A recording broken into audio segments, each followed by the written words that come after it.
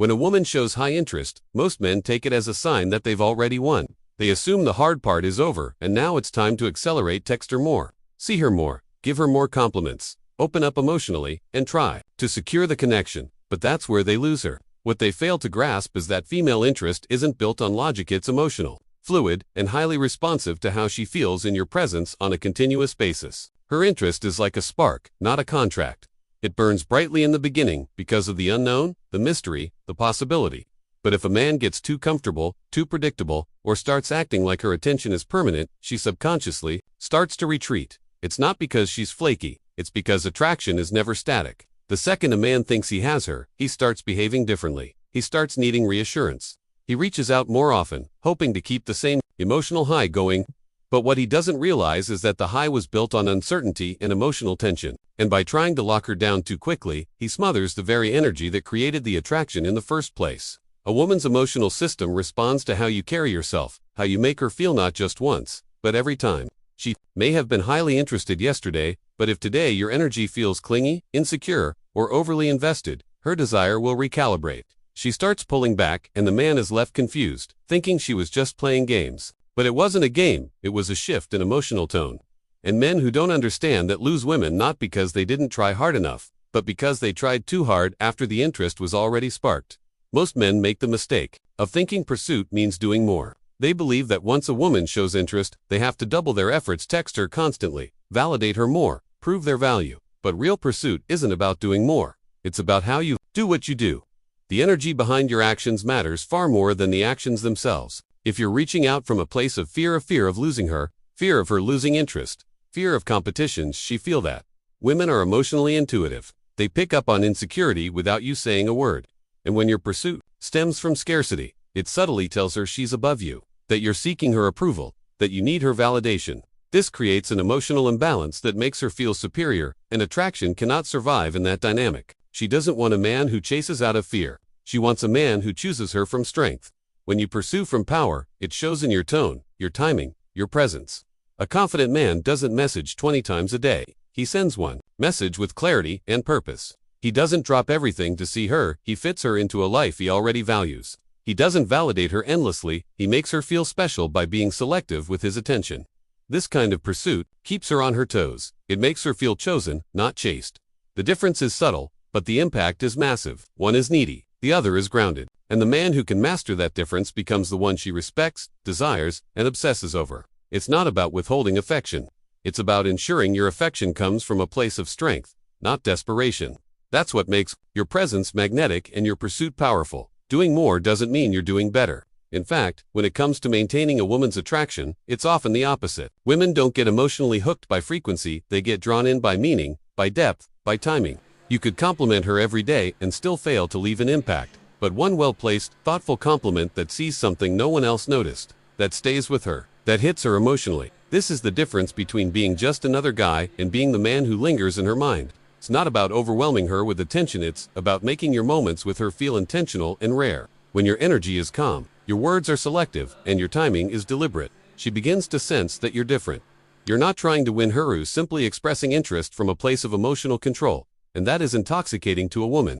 It shows her you're not desperate, that you're not seeking validation, and that you're not easily thrown off center. You become more unpredictable, and in that unpredictability, she becomes more emotionally engaged. A phone call out of nowhere, with confident tone and playful delivery, does more than 10 routine texts. A look that holds tension does more than a sentence that tries too hard. Women are not addicted to presence, they're addicted to presence with impact. And what fuels impact is restraint.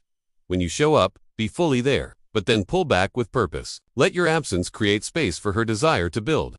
That balance of being seen, then missed is what keeps her chasing.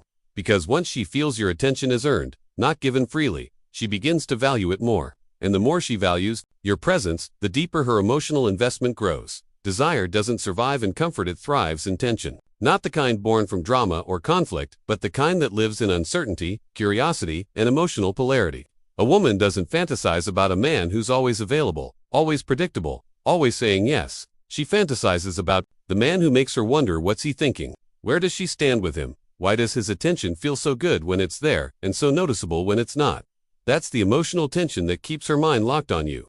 And most men kill it by trying to be overly accommodating. They want to remove all uncertainty, so they explain everything, overcommunicate, and try to reassure her constantly. But that removes the edge, the excitement. It kills the very thing that sparked her attraction in the first place. A woman wants to feel secure, yes, but not bored. She wants to feel desired, but not smothered. That space between your presence and your mystery, that's where her desire breathes. You don't need to play games, you just need to hold your emotional center. Be warm, but not clingy. Be interested, but not overly invested. Show her you care, but also show her you have a life she's slowly being invited into, not when you're handing over to her. When a woman feels like she has to earn parts of your attention, it triggers her deeper instincts. It makes her feel like she's winning something rare, something valuable. And that's the loop she becomes addicted to. Not because you're manipulating her, but because you're maintaining polarity, the emotional charge that makes her heartbeat rise. Keep the tension alive, and you keep her desire alive. Predictability is where attraction goes to die. Tension, mystery, and selective presence. That's where it thrives. When a woman has already shown interest, the game shifts from sparking attraction to maintaining emotional tension. This is where energy becomes everything. She's no longer evaluating your words, she's reading your vibe, your body language, your tone. She's scanning for clues about your emotional state. Are you calm or anxious? Do you move with confidence or hesitation? Do you lead interactions or wait for her cues?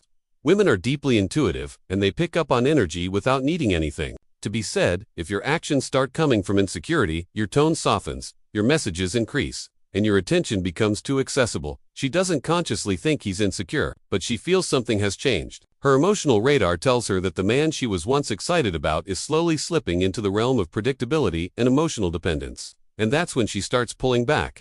Not because she lost interest randomly, but because your energy told her she could relax. There's no tension left, no polarity, no fire. What keeps a woman emotionally locked in isn't constant pursuits, powerful presence followed by intentional absence. When you give her just enough to feel desired, but not so much that she feels in control, her mind stays engaged. Her imagination stays active. And that imagination is where emotional addiction is built. It's not about being cold or distant. It's about being centered. Being a man who shows up with calm authority, who gives attention like a man with purpose, and who disappears without needing permission or explanation. That rhythm keeps her curious, keeps her invested, and keeps her coming back. Because the moment your energy screams, "I need you to like me," she emotionally checks out. But when your energy says, "You're lucky to have my attention," she leans in harder every time.